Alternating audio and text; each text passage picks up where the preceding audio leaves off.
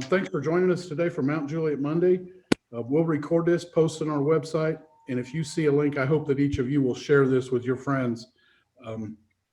Our community has a lot to be proud of, and at the top of the list is our Parks and Recreation Department and the quality of life that they offer to our residents. And so we're glad to have with us today two special guests. Rocky Lee is the director of our Parks and Recreation Department, and with us also is Tina Hudson-Pillar, who is a volunteer president of the Parks Board. So we should get a double dose of good information today. With that, good morning, Rocky. Good morning, Tina. Look forward to hearing what you got to say. How are you? Good morning, guys. I'm doing great. If I knew Tina was going to be here, I could have just stayed home. But hey, we're just here. She's looking over your shoulder. She's looking over your right shoulder on my screen. So constantly. What you say. I mean, literally, she's always looking over. He makes the big bucks. Yeah. Hey, we're here today, and I'm happy to be here. I'm glad y'all invited us over. We're ready to brag on our Parks Department. As you know, I got one of the best staffs in the city. I think I'm 13, 15 strong. We're adding 2 more personnel right now. It'll be voted in. We're bragging on 8 parks. We have 8 total parks now with the addition of a new one I'll speak of in a minute. Most of what we've been doing for the last year with the Parks Board and stuff is doing a land search. We found out we had $2.8 million from the hotel motel tax.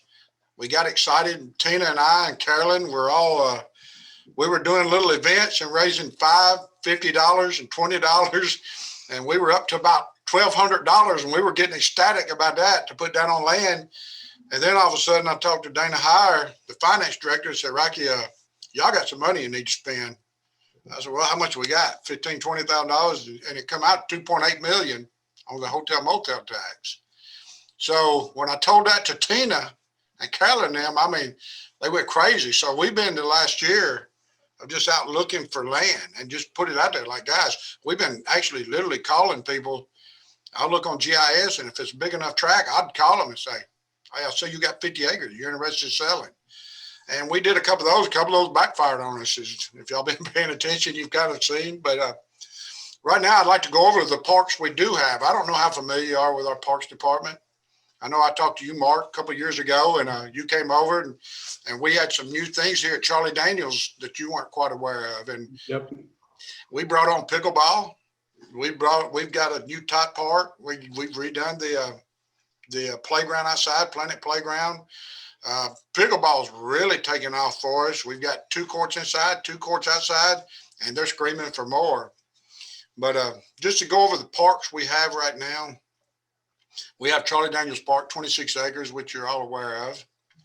We have Mundy Park, 29 acres, that youth football pretty much uses, but it's still got a walking trails, pavilions, and playgrounds. We have Robinson Park off of Mount Juliet Road. It's about 12 acres. Jones Park was a little leased park that Bob Jones, we just kind of borrowed from him. It's about 7 acres off of Mount Juliet Road. We have South Park, which is 6 acres down off Southeast Springdale, where the Bark Park, our big Bark Park is. We have Eagle Park, which is a new one that just opened up off of West Division. It's about 5 acres total. We got Ethan Page Park off of Clemens Road, which we have an 18-hole Frisbee golf course at. It's a 10-acre park. We've got, and the new one that we'd like to talk about right now, the one we're bragging about, is the Hamilton Denson Park. That's a new one off of Tate's Lane and West Division. It's 8.64 acres, almost 9 acres there. And if you will, I was going to pop up a little rendering of what we've, right now, this park is in the hands of the designers, the architects, and it's being developed as we speak, and we're going to find it here in a second. It's this park right here. And if you'll notice, right here at the bottom, this is the Greenway Trail that's running right along right there. That's the Greenway Trail that's coming through. And if you notice one thing about the new Midtown Greenway Trail, its parking lots on both ends are way too small. They only accommodate 6 or 7 cars. So with bringing this on this spring, we're going to be able to use this as also as a trailhead for the Greenway. This park will tie in with the Greenway. It'll have a small playground, a pretty good sized playground. It'll have a restroom, 90 spaces to park.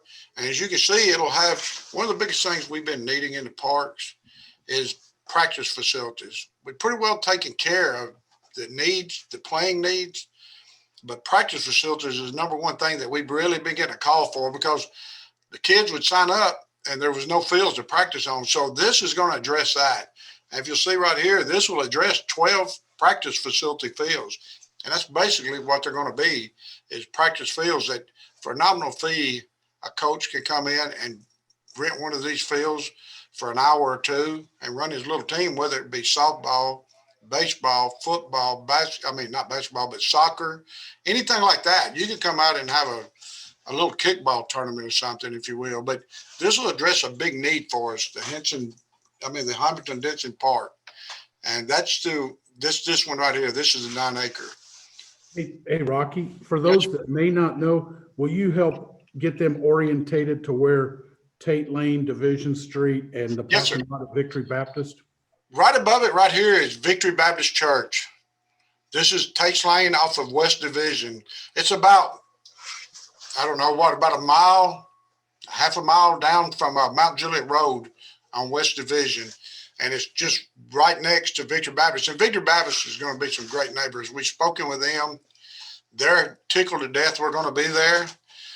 They said when they don't have church going on or anything, feel free to use their parking lot for any overflow parking or something. They've got a small pavilion up here. They said we could feel free to use. And likewise, we'll let them come down if they're having VBS or something. They'll use these fields.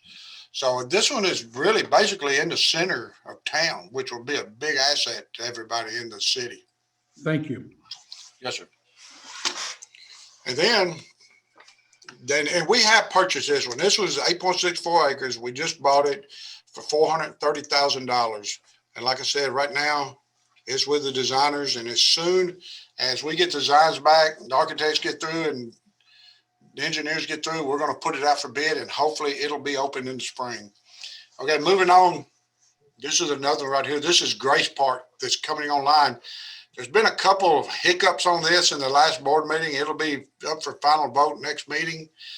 But this one right here, we hope we get the go ahead. As you can see, it's right behind Camp Bow Wow on Mount Juliet Road. This is Camp Bow Wow. It's on Oak Hall Drive. It comes coming around, and this is Grace United Methodist Church. What we've done is the city's entered into an agreement for $1 a year for the next 30 years. They're going to lease us this tract of land. It's all in red. Everything in red, inside the red will be the park. The green you see will be walking trails and greenway trails coming out and meeting up. It will have a set, probably 3 pavilions on site that'll be able to be rented. It also, we're kind of excited about, it'll have a stage with an amphitheater here built into the side of the hill. And one of the biggest and coolest things about this is we're going to bring in a big, probably about a 2-acre park, if you will, with permanent structures, with agilities and stuff, which I think would really, really be big. And it's another thing we get a lot of calls for. The BART parks we have now, the 2 existing, they stay packed. And it's another thing that the citizens out here, it seems like the crowder we get, the less green space we have for people to take their dogs and to run around and give them a little stretch of legs. And that's what this will be. It'll be ample room. You'll see over here to the left by Mount Juliet Road, this is a Veterans Memorial. And what we're going to do there is just put up some memorial statues, if you will, of each service of the military and have a space to honor them, which we have a lot of veterans out here and we would really love to honor our veterans. And also in the center, we'd have a small pond that we hope we can make some kind of little fishing pond, put some brim and stuff in there and have it where kids can come out and fish. And really like I said, all this is going to cost us $1 a year for 30 years. And we just keep all of it mowed and trimmed. And Grace United Methodist has been very generous with us on this. So we're really excited about bringing those two on. And hey, Rocky, real quick, while you've got that slide up, yes, down sir. In the bottom, you've got a shaded green structure. Yes, sir. And are those, I noticed they're not inside the red, but are those future expansion for the church? They are. That's the church's future expansions they put on there with us. This is really their rendering that they gave us. They would like to see, and we jumped on board with it. But Okay. those are expansions for the church. Okay, thanks. Yes, sir. Anybody else got anything? Yeah, the green sidewalk that goes on the bottom right that goes off the map, where is that connecting to? What that does, that loops around, and I don't think we can bring it up. It loops all the way around the church. That's part of the walking trail. So, Coming in here on the other side. May I ask who I'm talking to? Hang on, I don't have any idea. Hang on a second. Who is that? Is that Miss Phyllis? Yeah. I muted her. We're good. All right. I'm gonna start Okay. sharing. Okay. okay. Yeah, moving right along. And then we found out this week that coming on the agenda for next Monday's board meeting for the BLC, there's a resolution to purchase the Tomlinson property and the Hayes property. I tried to get a topo of those two. I couldn't get it downloaded in time, but I'll tell you something about the Tomlinson property is off of Beckwith Road. It's 57.16 acres for $975,000. And it's mostly wooded. Tina has seen this part and she's walked through it with us, or this piece. It's a mostly wooded and fields. It'll make a beautiful setting, something like a Gatlinburg. It'll be all natural trails. No, I don't really want to bring any concrete or asphalt in here. It'd be more of a Radnor Lake kind of deal with walking trails, cross country, and wildlife viewing is really what we'd be going for there. Don't you think, Tina? And she sat there laughing. And then the other one is the Hayes Park. There is no water, so I don't know that I would call it Radnor Lake, Rocky. I know that. I said it's kind of like the trails at Radnor Lake, Tina. Okay, I'll give you that. Trail. I'll give you that. Okay. Yeah, I will tell you real quick. My wife and I drove up to, I guess it would be maybe Macon County. We went to Lafayette. And I don't know if you've been in Lafayette. You don't think of them having a park, but they have it's probably a couple of 100 acres. I think it's called Spiral Stairs or something like that. But it's, I mean, it's there's no asphalt, there's no gravel trails. You're just taking off down through the woods. It does follow a creek line, and they even have a little, theirs must be a little bit of a raised pond. And it was exactly as you said. It was for people that just want to go out, and you might trip on a stone or a stick, or there could be a tree down that you climb over, but it was very nice. It was shaded. It was a great way to spend a hot Saturday or Sunday afternoon. There were people out there just with dipping a pole in the line, and it was very wide open. And so a park like that, if it works in Lafayette, I have to think it'll work at some time, if this is the right time. Y'all know better than I do, but I'm glad to see something a little more like that than just more blacktop, if you will. It is a beautiful piece of property. I mean, it's going to be beautiful for what the plan is for it. But it is, I don't think there's going to be in blacktop. It'll be all nature trails with a picnic pavilion. There you go. Sponsored by the Mount Juliet Noon Rotary Club. Hey, there you go. Hey. Well, it'll be beautiful. It is. It's big hardwoods. It's got a lot of hardwoods. And the way Mount Juliet's growing right now, it's not going to be long before you're going to have a hard time finding 50 acres of forest. I mean, the way we're going right now, that's going to be something just to behold, just to get in 50 acres of forest and greenery, and with no blacktop, without sand. And this feels very secluded. When you're out there, it's kind of like a Gatlinburg, if you will. It's secluded. You feel like you're 100 miles from anywhere, but I mean, you're just right across the street, really, from West Elementary School. And that's where this is, right behind the substation, across the street from West Elementary. And it's close across the street almost from Breeden's Orchard, if you will, off of Beckwith Road. Thank you. But that's that one. This is one they will be trying to buy. Then we move on. on the same ticket, they're going to be looking at Jeremy Hayes' property. We call the Hayes property. It's 30 acres at 1.4 million. And it's basically just all open. It's got a few hardwoods. But it's got a lot of utilities. It's got some power lines going across, and it's got some gas lines. But it will be, what they're telling me they would like to see there is with Providence Central. When it gets developed, it'll be kind of looping around this whole park. And they're wanting more of a Central Park here setting where workers can come out, sit at a pavilion, kind of walking, during lunch, walk a trail and just get some exercise in and stuff. And it'll be pretty much set up for that. It'll probably have a playground or two in it with mostly pavilions and trails there. Anybody have any questions for Rocky or Tina? One thing I found interesting, and I'm glad that you kind of stepped back.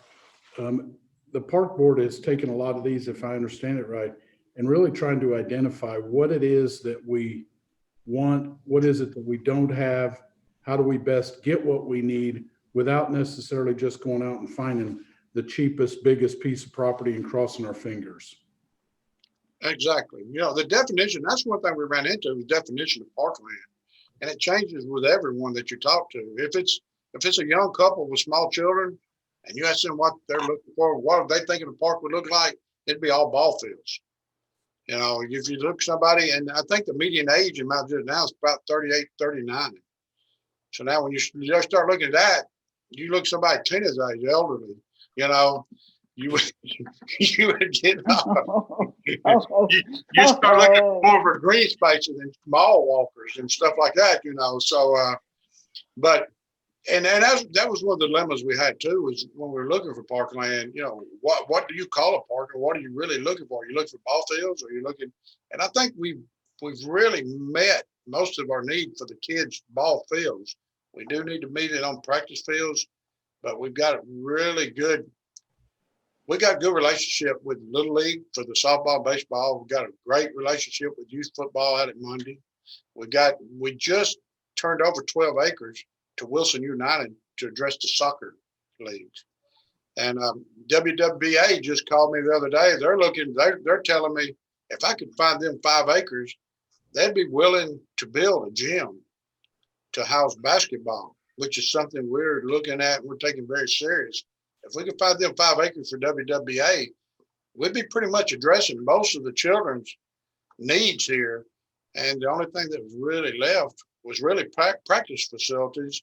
And I think that this Denson Hamilton Park is really going to cover most of that. And that's what we're excited about here. How many basketball courts are they looking to perhaps put under one roof? Well, on 5 acres, they're probably looking at putting a double gym in with like 2 courts. And WWBAs are really big, and we're having to help them out this year because they lost West Wilson Middle, and they lost Stoner Creek, and that was 2 of the gyms that they used. So they'll be here this fall and this winter playing school basketball in here for West Wilson. And I think it would be really helpful if we could find 5 acres to let these people build them a big gym. And then we would pretty well have most of the youth covered. That organization was nearly 7 days a week a number of years ago when I was involved with it. And you had parents that if they had 2 kids playing, they might have one game at Lakeview and the next game with the other child was at Gladeville. They were scrambling all over trying to find gyms. Yes, sir. Does anybody have any questions? I see Stuart kind of raising his hand. He's either saying, "Good morning, Mark. It's great to see you," or he has a question. Yeah, it is great to see you. Yeah. You too. And guys, thanks for the presentation there. That fills us in a lot. Yeah. Okay. We're kind of new to the area and trying to get our feet on the ground and understand everything about the community. You mentioned something about a bark surface area. Can you tell me a little more about what that means? Could you specify a little bit more what you're saying? One of the park proposed right behind the Bow Wow location at the church site A bark park? has an area that says Bark or Yes. Bark Park. Yes, sir. Uh, That'd be about a 2-acre enclosed surface area fenced in. And what it would have, it'd be much like, I don't know if you're familiar with South Park, where we have our biggest bark park. We just call it Bark Park. That's just, I don't know how it got named Bark Park. It really sounds kind of like it'd be a lot of noise, but it's really not. It's really for large and small dogs that have been kept up in the home all day while the parents, if you will, are working. And Okay, so the bark refers to the dogs not making the calling you, not the surface. That's correct. yes, sir. Yes, sir. It's just the bark. It's just another word for dog park is all it is. Yeah. Okay. Sounds good. Everything sounds good. Looks good and sounds good. Hey, we're excited. We're ready to get going on this, and we love our community. I mean, this is probably the greatest community in the world, as far as I'm concerned, and we just want to put a class system out there in our park system. That's all we're striving for. Does anybody have any questions on anything that Rocky's covered on the expansion of the parks, a little bit of what's going on with the existing parks? Yes, what is the timeline for the Grace Park? For which one? The Grace Park. Oh, the Grace. We're hoping to have it up and going both parks by the spring 2021. Awesome. Is there any rough timelines on the other two bigger parks, the Hayes one and the other one? Well, the Hayes and the Thompson Park, we would hope again if we get those now, if we do make the purchase, also those will be open up for walking on the Thompson Park again by spring of next year. The Hayes Park, it's going to take a little time because we really have no access except through the driveway by the gentleman's house, and that would be delayed until Providence Central gets up and going to give us the public access to that one. Gotcha. And you said that both of those are looking at being purchased this coming Monday? Next Monday. Yes, sir. Anybody have any other questions before we kind of shift gears and throw Rocky a curve? You'll know this one inside and out. We have something really big coming up a month from Saturday, if I'm not mistaken, that I know you're spending some time on. Oh, there is somebody in the chat. Let me look and see. Maybe I missed a question. Oh, Galen. Anybody that's new on here and hasn't experienced firsthand a Christmas parade that put on by the Parks and Recreation Department. I know you and the police department, you guys have a big team working on this. Kudos to you guys. How about an infomercial on the parks, the Christmas parade? You got it. Yeah, that's another thing we're excited about. This year's going to be completely different. It's going to be really reversed of what we've been doing for the last few years because of the tornado taking out West Wilson Middle and Stoner Creek, where we always staged. This year we'll be coming out Mount Juliet Little League Park, which is a bigger venue for us, really, and it'll be a lot easier for us. We usually, when we have the Christmas parade, it's usually 70 to 90 floats that come out on that with the dignitaries and all. And what we'll do, we'll come from Mount Juliet Little League. We'll come up Lebanon Road. It'll be December 12th. It starts at 11 a.m. We'll come up Lebanon Road. We'll turn to Mount Juliet Road. We'll go down all the way down to Division. And at East Division, you'll take East Division if you're in a float, and you'll disembark your floats either at the Fellowship, at the RTA, or at the Chamber parking lot. There'll be the 3 locations that you'll be able to disembark your floats. It'll be Hometown Heroes is a theme this year. And we came up with that after the tornado and everything the city of Mount just been through. Everybody from your storekeepers to your firemen, your policemen, park personnel, public works personnel, you guys yourself, everybody threw in there when the tornadoes hit. And really, it's celebrating everybody. It's celebrating Mount Juliet, Hometown Heroes, because everybody at that time we had a little spot here where we were taking in stuff donation center in our gym. We closed it to open to that, And it was just amazing how many people volunteered their time. I mean, day after day, taking in donations, and how many of you guys brought in donations, and they filled my gym. I mean, it was completely full. We had to stop donations, taking them in and sending them off other places. Donations got so big, but it's to cover the hometown heroes, and we're really excited about it. It's a 2.4 miles will be the distance. It'll be this year's Grand Marshal is going to be our own Zach Atwood. He just retired, 30-something years in the force. We love Zach to death, and we thought, no better hometown hero than Zach Atwood right now. So that's pretty much right now. Well, I think we've already got 10 or 15 floats lined up, and they really start coming on, taking applications after Halloween. About this time of the year, they'll start coming in daily. His mother was at one time, her and I served on the board of the chamber together 25 plus years ago. She was the principal at Gladeville Elementary at the time. Miss Jane Atwood. Yep, still lives their Great house lady. right in the heart of Mount Juliet. Well, that's fantastic. And, they'll probably, like any other time you have an event, first time, venue, whatever, but it'll give you a chance to get any bugs worked out. But jump ahead 12 and a half months and just think next year, if you could replicate that and do it the same thing, is there a community anywhere in the country that would be luckier than Mount Juliet having the Christmas parade and virtually right in front of the amazing Christmas place? There won't be, second only to Pigeon Forge, will there be anything even remotely close that's as Christmas and everything it stands for than right there in Mount Juliet where the parade culminates? Exactly. You can't find a better city than the one we live in right now. I know Tina, the only thing that she might be more excited about than parks is Christmas. Tell me about Love it. Yep. Love it. Rocky, don't forget to let Jennifer talk. it.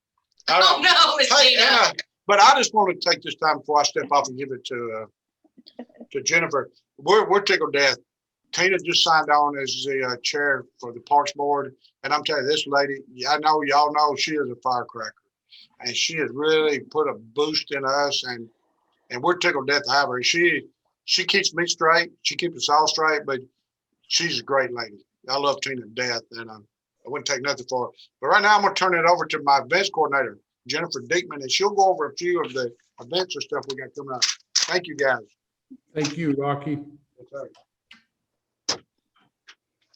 Well, I don't know how I can top that, but and Tina, I thought Halloween was your favorite according to your car wash, your haunted car wash video. It was Okay. fun. It was When- fun. A few things that Rocky didn't mention about the Christmas parade is this year we are actually having 2 mandatory meetings here at the gym for the floats, for the drivers, and also the float representatives. That will be on December 10th and 11th at 6:30, and it'll be here in the gym.